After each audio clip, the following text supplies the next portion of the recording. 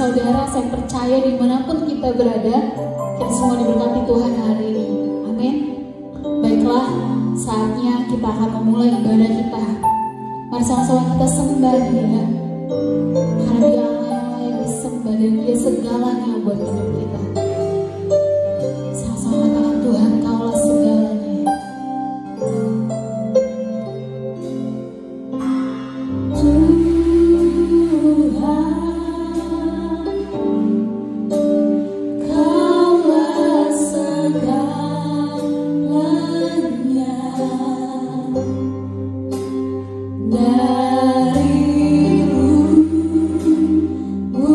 Hatiku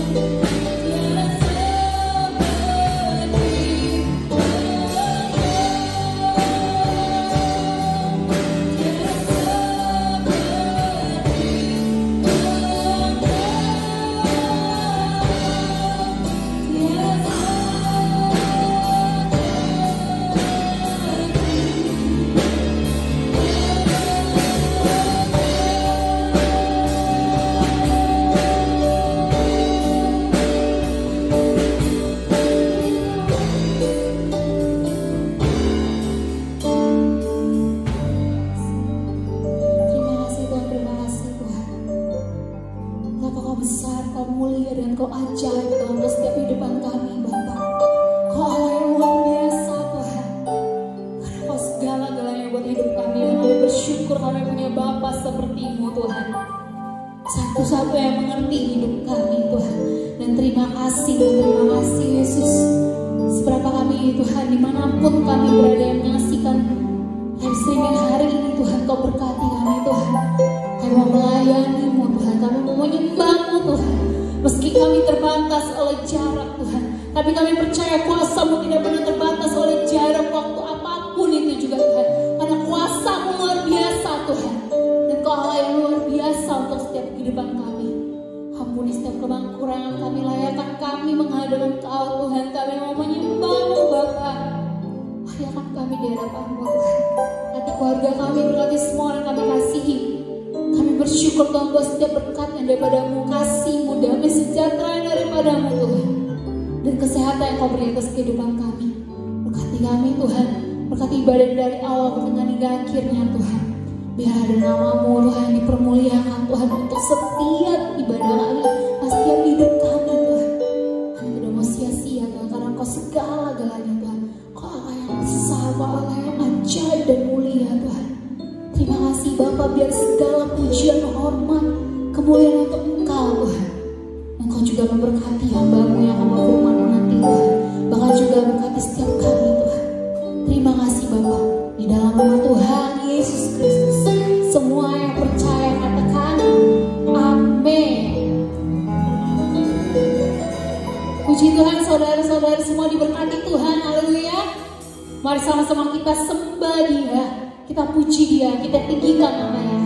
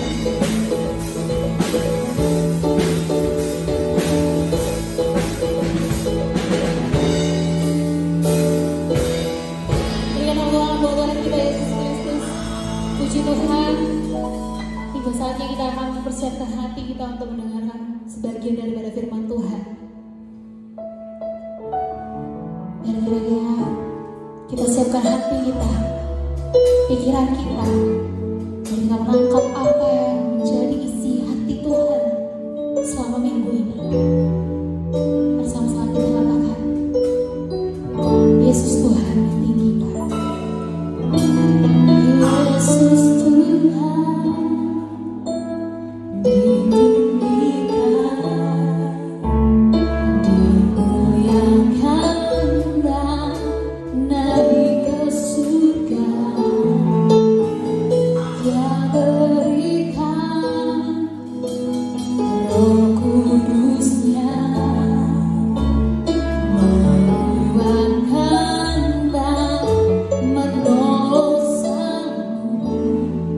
Sungguh rindu bersekutu denganmu selamanya. Sama-sama kita haluskan Yesus Tuhan. Yesus Tuhan ditinggikan, dimuliakan dan naik ke surga. Dia berikan Roh Kudusnya, menguatkan dan menolongmu. Sungguh rindu bersekutu denganmu selamanya.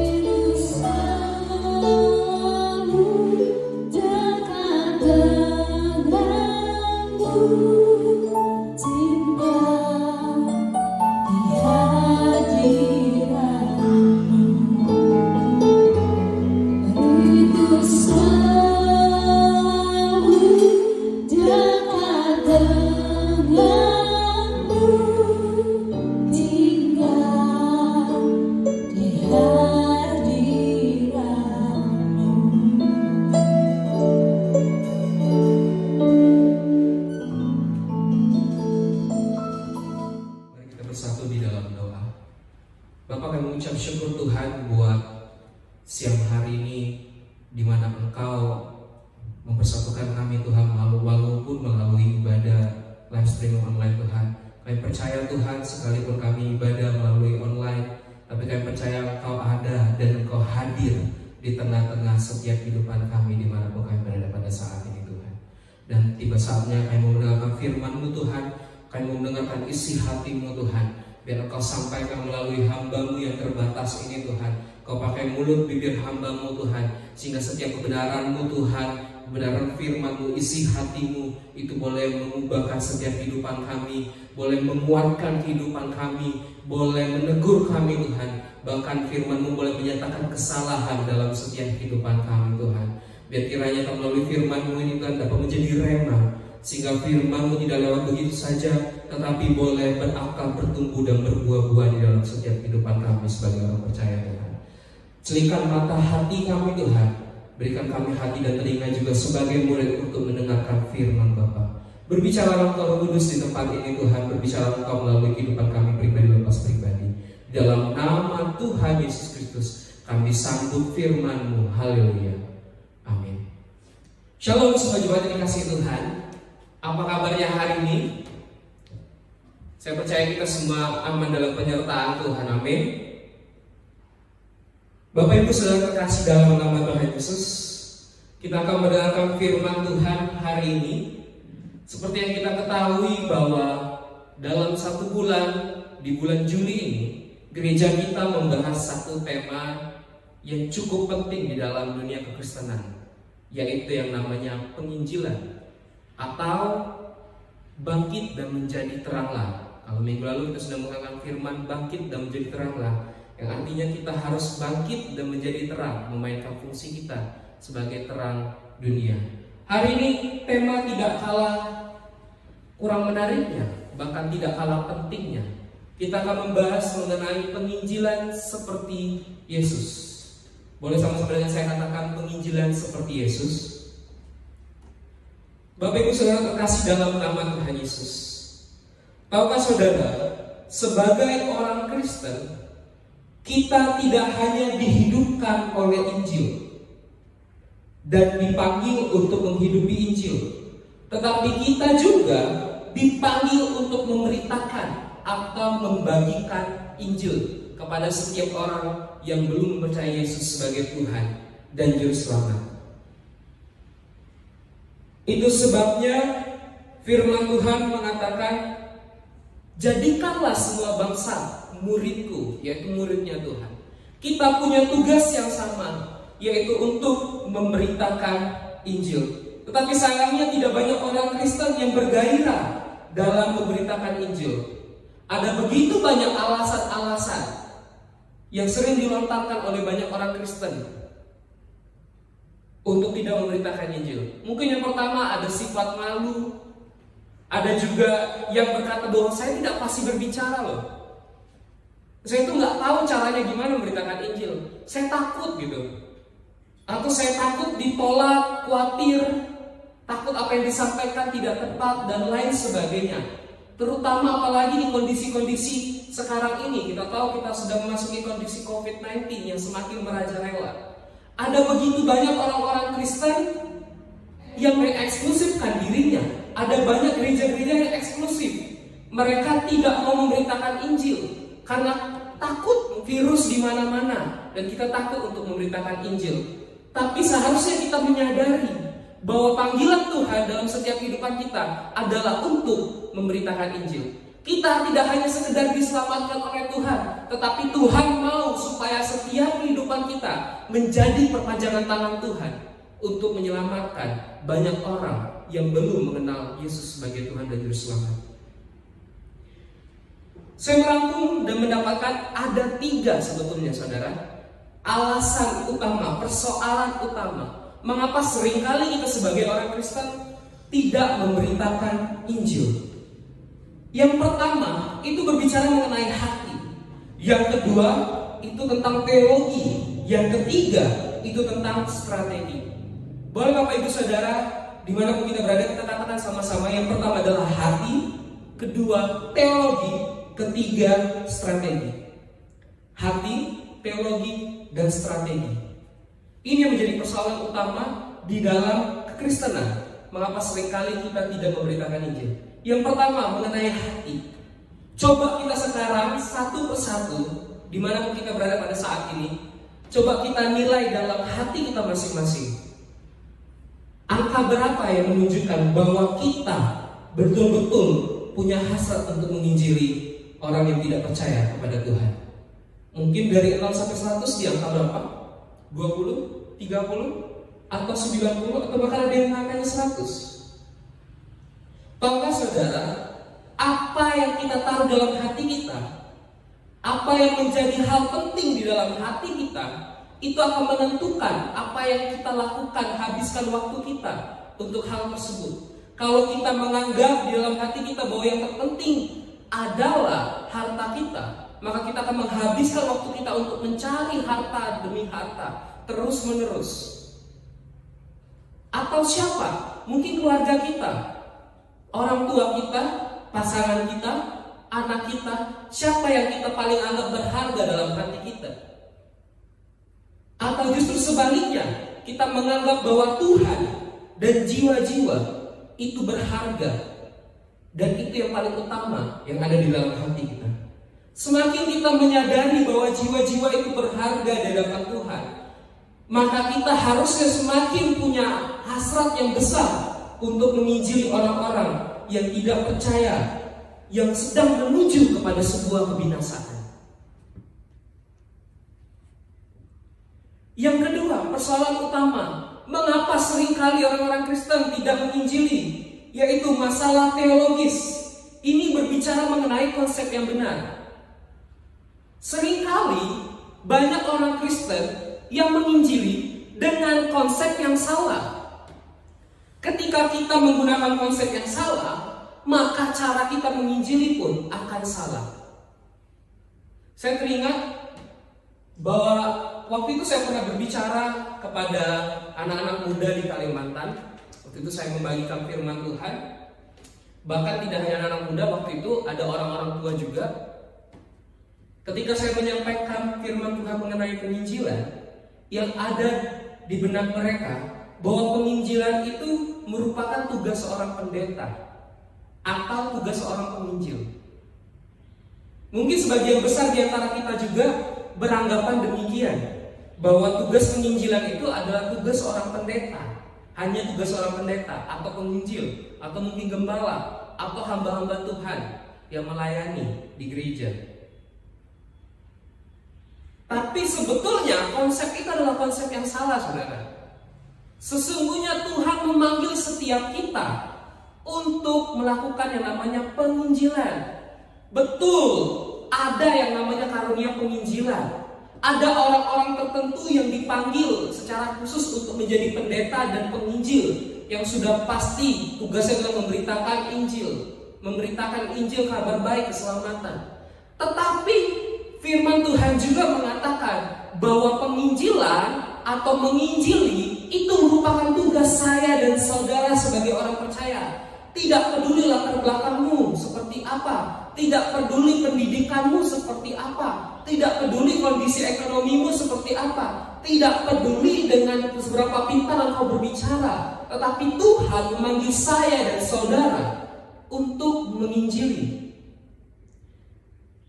Kita harus sadar bahwa tugas kita di dunia ini adalah untuk menginjili. Lalu persoalan utama yang ketiga, mengapa seringkali orang tidak bisa menginjili atau tidak mau menginjili? Yang ketiga adalah masalah strategis. Katakan strategis. Strategis berbicara mengenai masalah bagaimana caranya bagaimana untuk bisa menginjili. Karena cara yang salah itu akan berakibat fatal, saudara. Saya pernah menemukan di sosial media ada seorang bapak-bapak yang menginjili dengan cara berteriak-teriak di pasar. Bertobatlah, Yesus itu adalah Tuhan dan Juru Selamat. Kalau kalian tidak bertobat, maka kalian akan binasa. Itu kalau tidak salah dilakukan di negara Afrika atau India, saudara. Saya bilang bahwa itu merupakan cara yang tidak salah seutuhnya, tetapi kurang tepat. Karena kalau di Indonesia, di mana kita sebagai minoritas, saudara melakukan hal tersebut, yang ada saudara dirajami dengan batu. Betul nggak? Kalau saudara tiba-tiba di pasar, lagi pergi ke pasar ibu-ibu, tiba-tiba saudara berkata, bertobatlah semuanya. Kalau kalian tidak percaya sama Yesus, maka hidup kalian akan binasa, kalian masuk neraka. Yang ada apa? Yang ada kita ditimpukin batu, yang ada kita dipukulin, diusir dari pasar. Dan dibilang lagi nanti mengkristenisasi, masuk penjara misalnya. Jadi cara yang benar itu sangat penting. Dan hari ini saya mengajak setiap kita untuk membaca kebenaran firman Tuhan dalam Yohanes pasal yang keempat ayat yang ketiga sampai 26. Kita akan belajar bagaimana teologis atau prinsip-prinsip yang bersifat teoris konsep yang benar tentang penginjilan dan strategi yang bersifat praktis atau cara yang benar tentang penginjilan. Kita akan belajar dari satu tokoh yang utama, yaitu Yesus Kristus, sebagai tokoh yang terbaik di dalam Alkitab yang melakukan penginjilan. Kita harus menyadari saudara, sebelumnya Injil itu dari bahasa Yunani menggunakan kata euangelion. Kata Injil artinya kabar baik. Coba sama-sama dengan saya katakan kabar baik. Kita harus tahu bahwa Injil adalah kabar baik. Kabar baik apa? Kabar baik tentang keselamatan. Bagaimana Yesus telah mati, bangkit, dan naik ke surga. Yesus yang tidak berdosa dijadikan tumbal dosa, supaya setiap kita yang berdosa dibenarkan, diselamatkan. Bukan karena kehebatan kita, bukan karena kebaikan kita, tetapi semata-mata hanya oleh karena anugerah kasih yang daripada Tuhan. Itu adalah Injil.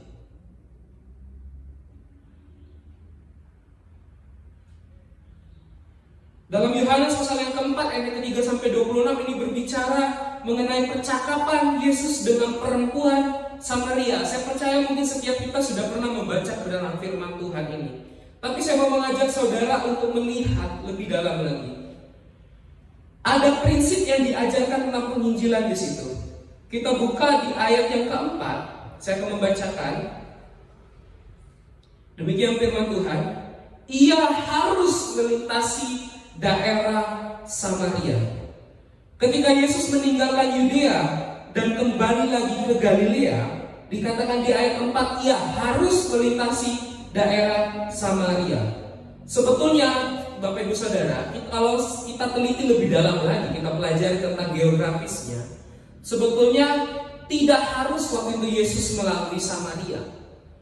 Karena dari Yudea menuju ke Galilea ada dua jalan yang bisa ditempuh. Yang pertama, betul, itu bisa melewati daerah Samaria. Tetapi ada juga jalan lain yang berputar, yang agak memutar supaya tidak harus melewati orang-orang Samaria. Dan pada saat itu konteksnya, orang-orang Yahudi lebih banyak, bahkan hampir seluruh orang Yahudi memilih jalan lain yang sedikit memutar supaya tidak melintasi Samaria. Artinya apa? Keharusan di kalimat ayat yang keempat ini menunjukkan bahwa ada rencana Allah yang memang harus digenapi oleh Yesus Kristus itu sendiri. Hal ini sesuai dengan apa yang disampaikan Yesus di dalam Yohanes pasal yang keempat di ayat yang ke-34. Saya akan membacakan, perhatikan baik-baik. Kata Yesus kepada mereka, makananku ialah melakukan kehendak Dia yang mengutus aku dan menyelesaikan pekerjaannya. Saya ulangi, perhatikan baik-baik. Makananku ialah melakukan kehendak Dia, artinya kehendak Bapanya yang di surga, yang mengutus Dia, yang mengutus Yesus dan menyelesaikan pekerjaannya. Yesus menggunakan gambaran seperti sebuah makanan. Saya mau bertanya kepada saudara, kira-kira makan itu adalah suatu keharusan atau suatu pilihan bagi kita sebagai manusia? Tentu pastinya makan itu merupakan suatu keharusan, betul? Kalau kita gak makan, kita bisa mati. Jadi makan itu bukan sebuah pilihan, tetapi suatu keharusan.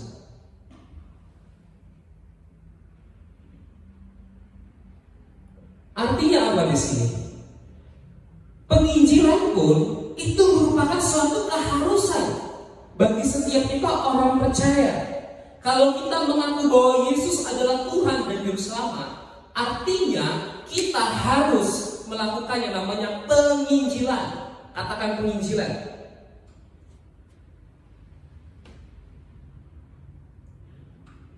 Artinya bahwa penginjilan bukan hanya tugas dari seorang penginjil atau pendeta atau gembala, tetapi ini menjadi tugas setiap kita sebagai orang percaya.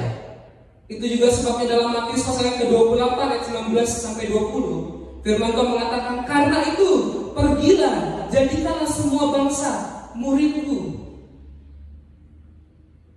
Artinya kita harus pergi memberitakan Injil, memuridkan banyak orang supaya menjadi muridnya Yesus. Itu adalah prinsip yang harus kita pelajari, bahwa penginjilan merupakan suatu keharusan. Dari konteks ayat ini juga kita akan menemukan ada 4 strategi penginjilan yang bisa kita pelajari dari pribadi Yesus ketika menginjili perempuan Samaria. Yang pertama, strategi yang pertama, tidak memandang status sosial atau perbedaan budaya. Strategi yang pertama yaitu tidak memandang status sosial atau perbedaan budaya. Kita bisa lihat di dalam Yohanes pasal yang keempat ayat yang ke-6 sampai dengan 9. Saya akan bacakannya, perhatikan baik-baik. Di situ terdapat sumur Yakub. Yesus sangat letih oleh perjalanan. Karena itu ia duduk di pinggir sumur itu. Hari kira-kira pukul 12. Maka datanglah seorang perempuan Samaria hendak menimba air. Kata Yesus kepadanya, berilah aku minum. Sebab murid-muridnya telah pergi ke kota membeli makanan. Maka kata perempuan Samaria itu kepadanya, masakah engkau seorang Yahudi minta minum kepadaku seorang Samaria? Sebab orang Yahudi tidak bergaul dengan orang Samaria. Tahukah saudara, jika kita meneliti ayat ini dengan baik, kita meneliti dan membaca peristiwa ini dengan benar, kita akan menemukan bahwa apa yang Yesus lakukan pada saat itu merupakan suatu hal yang tidak lazim untuk dilakukan. Kenapa? Karena seorang Yahudi itu tidak akan mau berbicara dengan orang-orang Samaria, apalagi sampai meminta air kepada orang Samaria. Karena kita perlu ketahui bahwa kebudayaan Yahudi pada waktu itu, bahwa orang Yahudi menganggap orang Samaria itu sebagai orang yang najis. Dan benda yang dimiliki, yang digunakan atau yang dipegang oleh orang Samaria otomatis menjadi najis juga. Artinya ketika Yesus sebagai orang Yahudi menggunakan alat yang sama, pada saat itu menggunakan timba untuk mengambil air yang digunakan oleh perempuan Samaria, maka ketika Yesus menggunakan alat yang sama, timba yang dimiliki oleh orang Samaria, maka Yesus menjadi najis juga. Tidak hanya itu Bapak Ibu Saudara, sebagai seorang rabi dalam kebudayaan waktu itu, Yesus juga seharusnya tidak mau berbincang-bincang dengan seorang perempuan, apalagi yang notabene bukan merupakan orang Yahudi.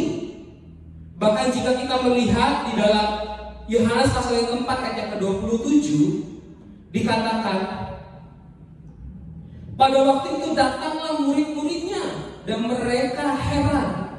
Perhatikan baik-baik, dan mereka heran bahwa ia sedang bercakap-cakap dengan seorang perempuan. Murid-muridnya pun heran waktu itu saudara. Murid-muridnya heran kepada Yesus, mengapa Yesus mau bercakap-cakap dengan perempuan Samaria. Karena memang secara umumnya bangsa Yahudi itu tidak bergaul dengan bangsa Samaria. Hal ini terjadi karena kalau dipelajari secara historisnya, ada pertentangan antara orang Yahudi dan orang Samaria. Dulu kerajaan Israel itu terpecah dua, Bapak Ibu Saudara. Yang pertama ada Israel Utara dan Israel Selatan. Kerajaan Israel Utara itu disebut juga kerajaan Samaria, dan kerajaan Israel Selatan itu disebut juga sebagai kerajaan Yehuda. Artinya mereka itu saling bertentangan satu sama lain. Orang Yahudi, orang suku Yehuda itu tidak menganggap bahwa orang Samaria merupakan orang Israel atau orang Yahudi juga. Sekalipun kalau kita telusuri nenek moyang mereka sama. Tetapi orang Yahudi tidak menganggap orang Samaria sebagai orang Yahudi juga. Karena kenapa? Karena pada saat itu kerajaan Israel Utara itu mengalami penjajahan oleh bangsa Asyur, dan membuat akhirnya kerajaan Israel Utara itu terpecah. Dan orang-orang Samaria yang notabene sebagai orang Yahudi itu mengalami kawin campur dengan bangsa-bangsa lain, yang membuat akhirnya orang Yahudi tidak menganggap bahwa orang Samaria merupakan bagian dari mereka, karena mereka telah melakukan kawin campur. Jadi tidak otentik lagi, tidak asli sebagai orang Yahudi. Itu sebabnya makanya orang Yahudi selalu menganggap orang Samaria sebagai orang kelas 2 atau orang yang tidak dianggap dan orang yang najis untuk dikucilkan. Dari peristiwa ini, dari penginjilan yang dilakukan oleh Yesus kepada perempuan Samaria, kita harus belajar bahwa kita tidak boleh memandang status sosial atau perbedaan budaya ketika kita menginjili orang lain. Contohnya, misalnya saudara kerja kantoran, atau saudara punya latar belakang pendidikan yang bagus, sarjana. Terus saudara diingatkan Tuhan untuk menginjili anak-anak jalanan. Mungkin saudara keberatan, kok saya ini seorang sarjana, saya kerja di kantoran, saya punya pendidikan yang tinggi, kok saya harus menginjili anak-anak jalanan yang notabene tidak sekolah atau tidak mengenyam pendidikan sama sekali. Kita tidak boleh memandang seseorang dengan status sosialnya. Karena ingat, firman Tuhan mengatakan bahwa Tuhan tidak memandang kita dari status sosial, dari keadaan kita, tetapi Tuhan memandang hati kita, bahwa kita semua adalah sama di hadapan Tuhan. Di tengah-tengah kondisi COVID-19 saat ini, saudara, sebetulnya Tuhan menginginkan setiap kita untuk melakukan penginjilan. Karena identitas kita adalah garam dan terang dunia. Kita harus melakukan penginjilan. Kita harus meninggalkan status sosial kita atau budaya kita. Bukankah seringkali kita sebagai orang Kristen, kita punya lahir dari kebudayaan masing-masing. Ada mungkin yang budaya Batak, budaya Jawa, budaya Nias, budaya Tionghoa, dan lain sebagainya. Seringkali kita hanya mau bergaul dengan orang-orang yang memiliki kebudayaan sama dengan kita. Tetapi kita harus belajar dari Yesus. Yesus yang walaupun orang Yahudi, dia mau bergaul dan menginjili orang Samaria yang waktu itu adalah orang yang dikucilkan. Dia mau melewati batasan-batasan budaya dan batasan-batasan sosial untuk menginjili perempuan Samaria. Demikian juga kehidupan saya dan saudara. Kita harus belajar dari Yesus. Apapun status sosial kita, apapun perbedaan budaya kita dengan orang lain, seharusnya itu tidak menghalangi kita untuk menginjili orang-orang yang belum mengenal Kristus sebagai Tuhan dan Juru Selamat. Amin, saudara. Lalu yang kedua, kita akan belajar strategi apa yang kedua? Strategi penginjilan yang perlu kita pelajari dari Yesus Kristus.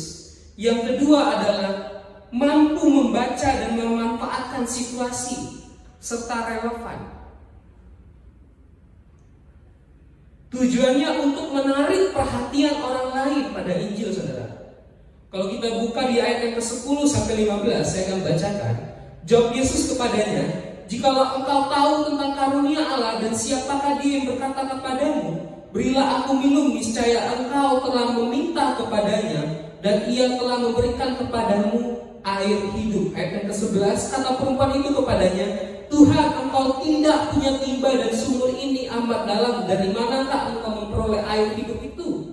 Ayat 12, adakah engkau lebih besar daripada bapa kami Yakub yang memberikan sumur ini kepada kami dan yang telah minum sendiri dari dalamnya, ia serta anak-anaknya dan ternaknya? Ayat ke-13, jawab Yesus kepadanya, barang siapa minum air ini, ia akan haus lagi. Tetapi barang siapa minum air yang akan kuberikan kepadanya, ia tidak akan haus untuk selama-lamanya. Sebaliknya, air yang akan kuberikan kepadanya akan menjadi mata air di dalam dirinya, yang terus-menerus memancar sampai kepada hidup yang kekal. Kata perempuan itu kepadanya, Tuhan, berikanlah aku air itu, supaya aku tidak haus dan tidak usah datang lagi ke sini untuk menimba air. Pembicaraan tentang air hidup di dekat sebuah sumur merupakan strategi yang sangat jitu, yang sangat relevan. Karena pada saat itu saudara, kondisinya sangat panas sekali. Makanya di ayat yang ke-6 dikatakan hari kira-kira pukul 12. Artinya waktu Yesus mau berbincang-bincang dengan perempuan Samaria, waktu Yesus mau menginjili perempuan Samaria, pada saat itu sedang berada di dalam jam 12 siang atau tengah hari, di mana kondisi sangat panas-panasnya. Dan tahukah saudara, waktu itu letak geografis itu peristiwa di Palestina. Palestina itu punya geografis, punya iklim yang sangat panas saudara. Artinya, sehingga apa yang disampaikan oleh Yesus mengenai air itu sangat penting bagi setiap orang-orang Samaria. Dan semua orang membutuhkan air pada saat itu.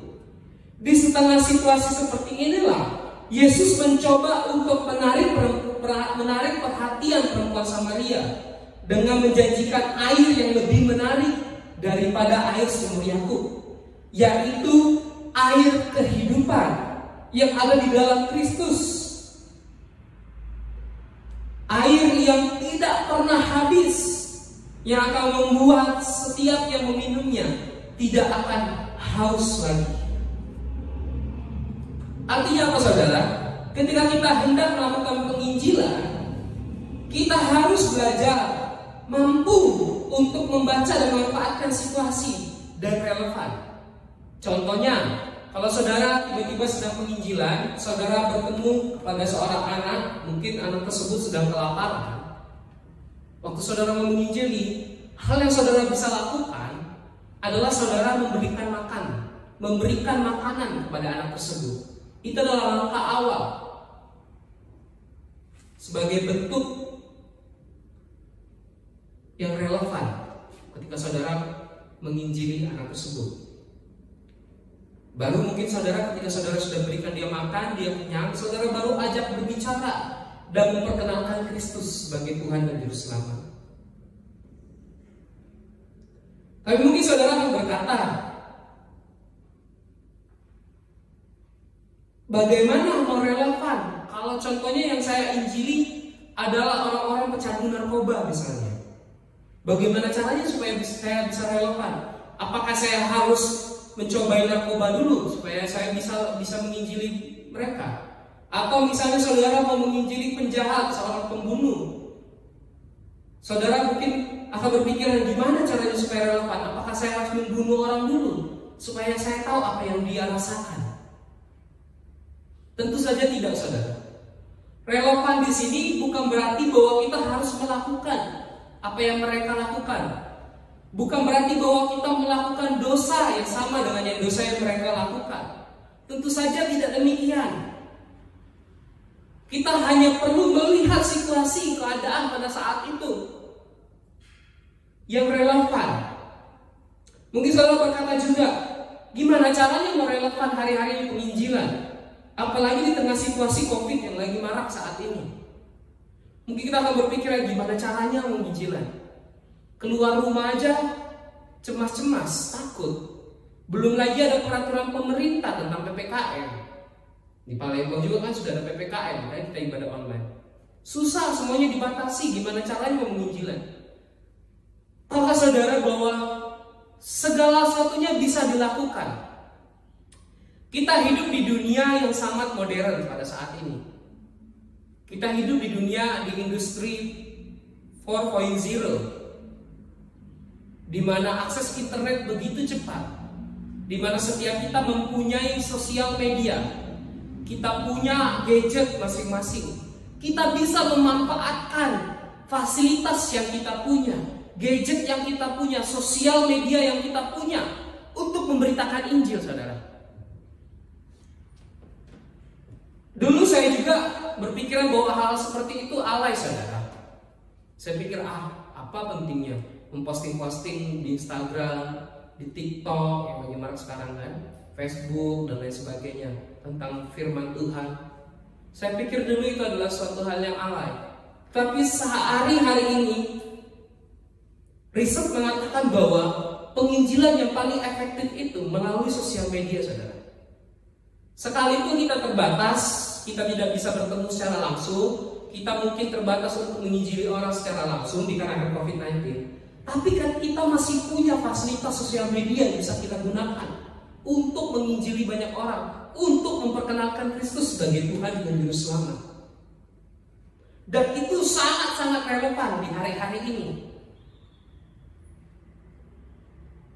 Bukankah seringkali kita hanya menghabiskan waktu kita seharian untuk bermain game, untuk membuka konten-konten yang tidak berguna sama sekali dalam kehidupan kita. Tapi mari saya menantang saudara dan saudara pada hari ini. Kita mau belajar mulai dari hari ini. Kita mau belajar sama-sama membuat konten-konten yang bersifat kerohanian. Mungkin ketika engkau membaca Alkitab di pagi hari, engkau mendapatkan rema, engkau bisa bagikan rema tersebut melalui sosial media yang kau miliki.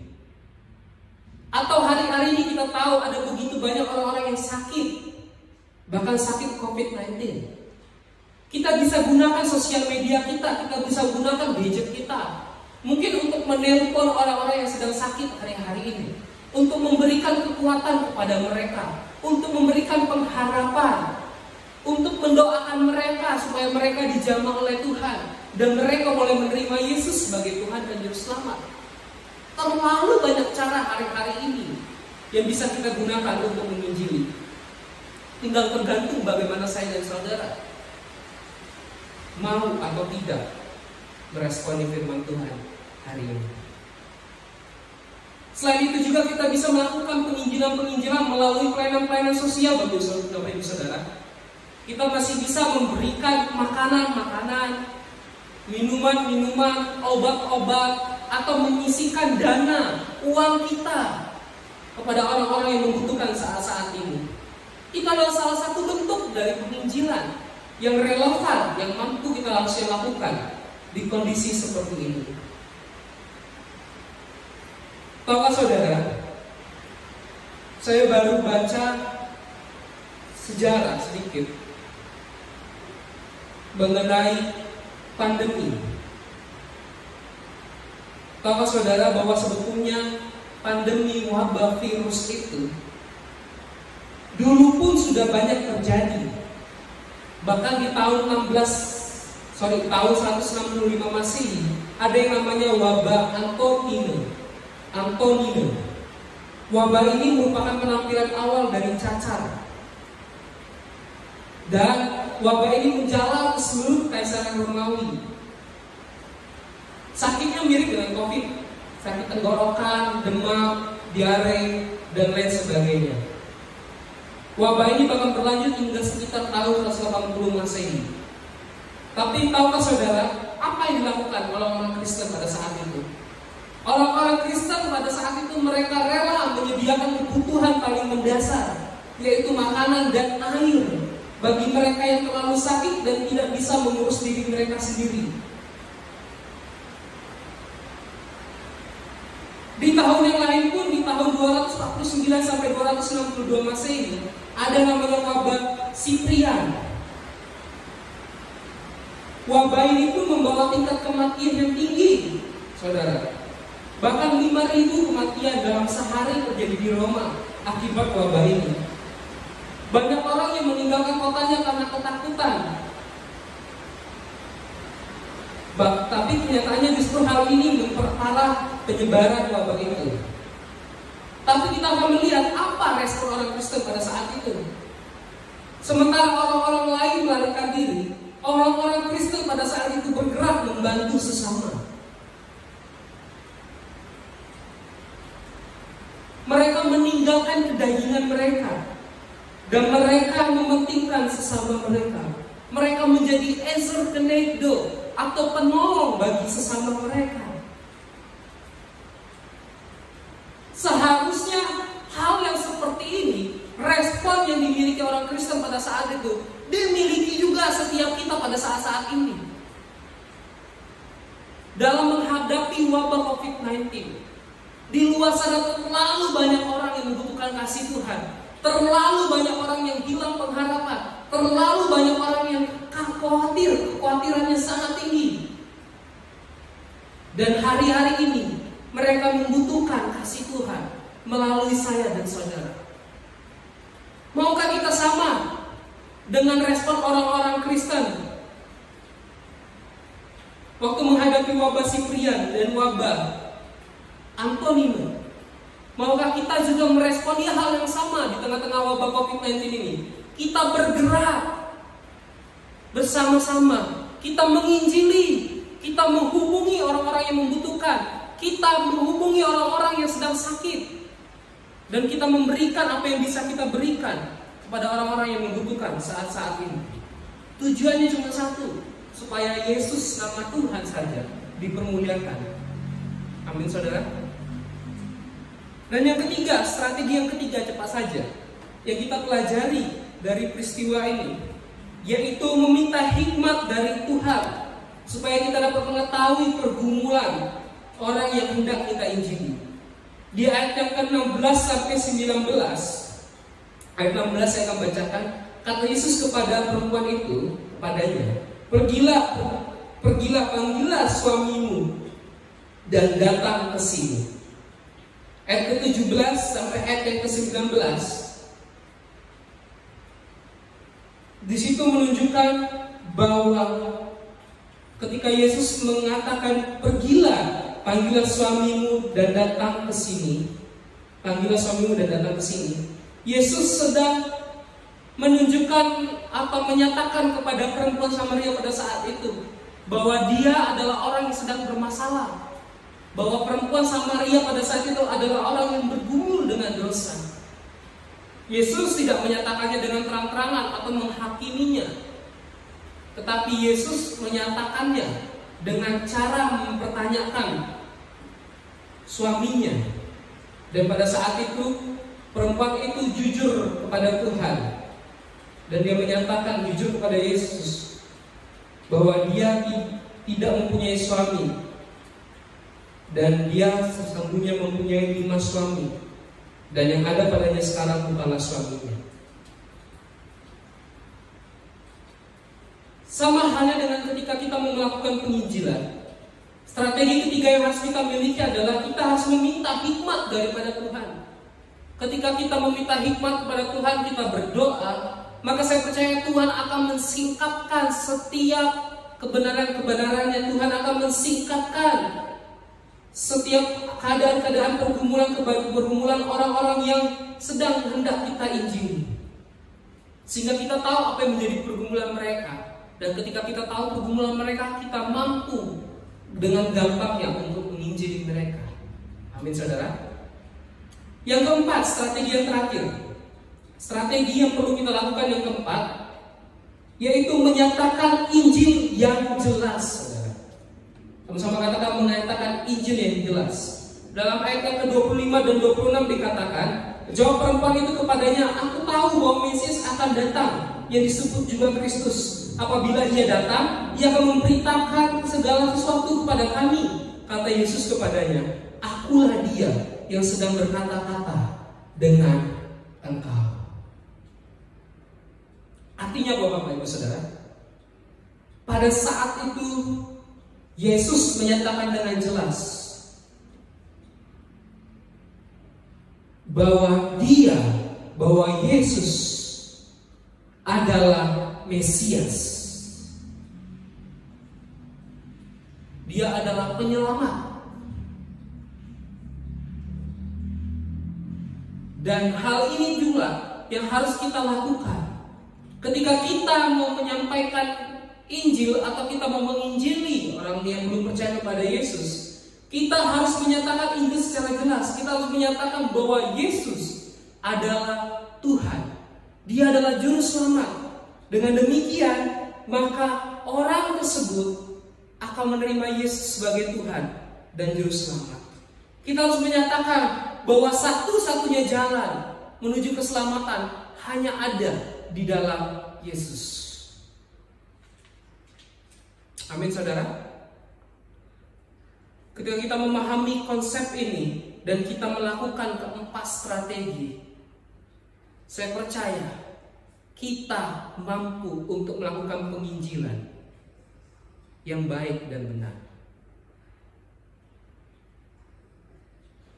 Saya rindu setiap kita, terutama jemaat Gereja Kristen Bersinar CGIC Palembang, di tengah wabah COVID-19 ini, di tengah dunia yang semakin gelap, di tengah dunia yang semakin jahat, di tengah-tengah dunia yang semakin tawar, kita memainkan peranan kita sebagai garam dan terang dunia. Kita mampu menginjili orang-orang yang belum mengenal Kristus sebagai Tuhan dan Juru Selamat. Sehingga melalui hidup kita, nama Yesus saja, nama Tuhan saja yang dipermuliakan. Saudara harus tahu bahwa saudara tidak hidup untuk kepentingan saudara sendiri, tapi saudara hidup untuk kepentingan Tuhan. Dan kepentingan Tuhan adalah menyelamatkan jiwa-jiwa.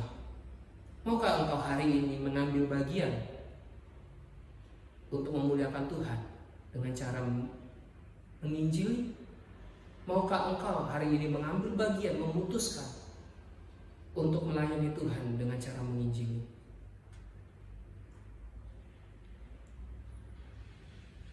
Kita harus mampu, saudara, karena itu merupakan panggilan Tuhan dalam kehidupan kita. Saya tidak akan perpanjang khotbah saya.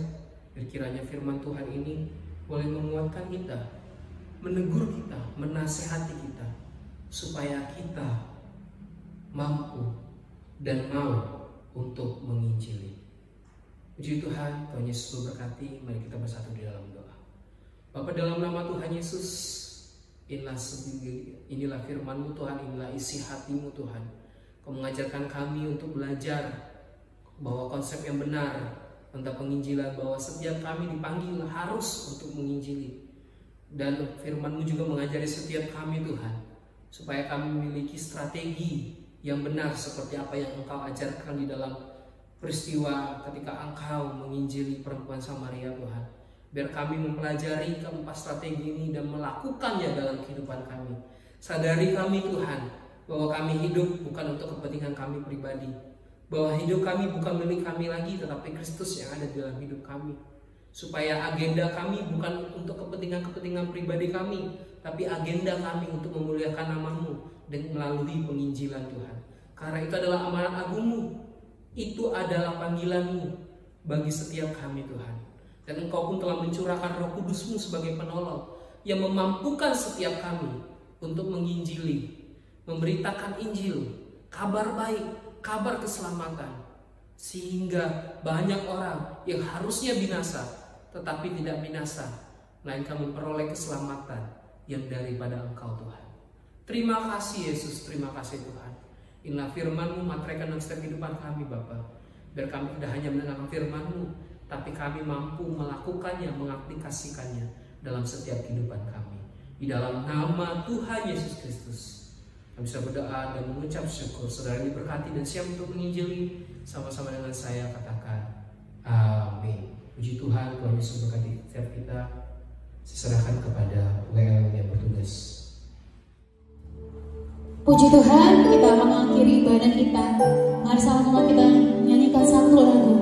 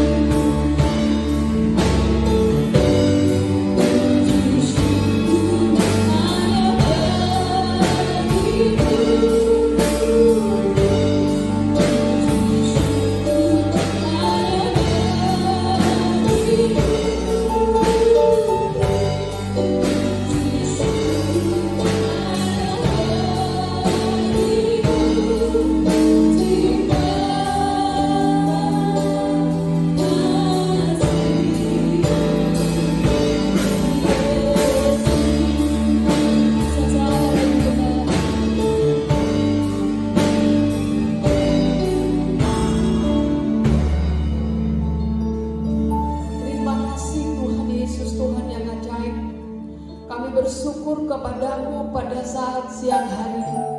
Kami ada karena kemurahan-Mu. Terima kasih buat lawatanmu sepanjang ibadah kami. Kami percaya setiap pujian yang sudah dinaikkan kepadamu, kami rindu perkenan-Mu menjadi dupa yang berbau harum di hadapan-Mu. Teramat lebih kebenaran firman-Mu yang sudah kami dengar. Kiranya firman-Mu tertanam di hati kami yang paling dalam, dan itu boleh bertumbuh dan berbuah buah yang menenangkan hati Tuhan. Terima kasih Bapa yang ajaib, kami percayakan seluruh kehidupan kami kepadamu. Baik pemirsa yang mengikuti ibadah ini melalui live streaming, bahkan juga jemaat-jemaat Tuhan dimanapun berada ya Tuhan. Engkau sendiri yang Tuhan langsung yang memberkati mereka. Ulurkan tangan-Mu ya Tuhan. Kami percaya tangan-Mu tidak kurang panjang untuk menolong, pendengaran-Mu tidak kurang panjang, kurang tajam untuk mendengar seruan doa kami. Kami datang sepakat pada saat siang hari ini memberkati bangsa dan negara kami yang hari-hari ini meningkat COVID ya Tuhan. Kami datang kepadamu ya Tuhan, memohon belas kasihan Tuhan, mulai dari timur ke barat, dari Sabang sampai Merauke, dari barat ke timur, dari utara ke selatan, dari setiap pulau-pulau yang besar, pulau-pulau yang kecil. Kami serahkan seluruh penduduk Indonesia ke dalam tangan-Mu. Engkau yang memberkati Indonesia, pulihkan Indonesia, berkati Indonesia, selamatkan Indonesia. Kami serahkan Indonesia kepada tangan-Mu yang ajaib. Kami percaya Engkau lebih besar dari setiap tantangan yang dialami oleh bangsa Indonesia.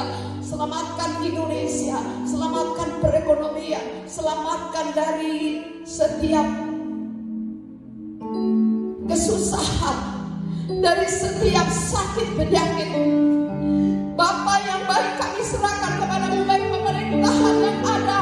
Kami bertaruhkan kepadamu mulai dari presiden sampai jajaran-jajarannya, sampai gubernur, wali kota, bupati, camat, kepala desa ya Tuhan, lurah. Kami serahkan semua ke dalam tangan-Mu. Yang ada di kota-kota besar, bahkan yang ada di seluruh pelosok negeri ini, kami bertaruhkan kepadamu. Tambahkan hikmat dari sorga, lindungi Bapak Presiden kami. Kami tetap bertaruhkan kepadamu. Engkau yang memberikan hikmat Tuhan, Engkau yang memberikan kekuatan, Engkau yang memberikan keselamatan bagi bangsa Indonesia. Kami serahkan ke dalam tangan-Mu. Secara khusus buat umat-umat-Mu, Engkau sendiri yang campur tangan untuk memberkati umat-umat-Mu, baik hamba-hamba-Mu. Apapun yang menjadi pergumulan di hari-hari ini, Engkau campur tangan. Yang lemah dikuatkan, yang susah dihiburkan, yang sakit oleh bingur disembuhkan, yang terikat dilepaskan, yang merasa takut ada harapan baru, ada kekuatan baru yang Tuhan siap curahkan bagi setiap orang berseru kepadamu. Kami sungguh tidak mampu menghadapi hari esok tanpa Engkau, maka kami datang kepadamu memohon belas kasihan Tuhan. Dan kami percaya sebab Yesus hidup, ada hari esok, hari yang penuh harapan bagi kami. Terima kasih Bapa yang ajaib. Terima kasih. Sebentar kami, ibadah kami akan berakhir, tapi Yesus dan Roh Kudus-Mu tidak akan pernah berhenti menyertai kami. Roh Kudus pegang tangan kami. Roh Kudus penolong adalah pribadi-Mu sendiri yang datang menolong kami yang kami butuhkan setiap hari. Kami percayakan seluruh hidup kami kepadamu. Biar kuasa dari Yesus yang menaklukkan musuh-musuh kami, dan kami boleh berkemenangan. Kami boleh bangkit terus, menjalani segala sesuatu apa yang Tuhan izinkan kami lalui. Terima kasih Bapa yang ajaib. Terima kasih Tuhan. Berkati umat-umat-Mu dimanapun mereka berada. Biar damai surgawi mengalir pada siang hari ini. Setiap orang mengalami pertemuan dengan Tuhan. Tuhan yang memberkati kami hari ini, besok sampai selama-lamanya. Terima kasih Tuhan. Kami naikkan syukur kami kepadamu, dan kami akhiri ibadah kami di dalam satu nama yang ajaib, di dalam nama Tuhan Yesus Kristus. Saudara kekasih dalam Kristus, terimalah anugerah dari Allah Bapa, kasih sayang dan kasih setia dari Tuhan kita Yesus Kristus, serta persekutuan Allah Roh Kudus yang akan terus menyertai-Mu hari ini, besok, sampai Maranatha Yesus datang kedua kalinya. Amin. Tuhan Yesus memberkati.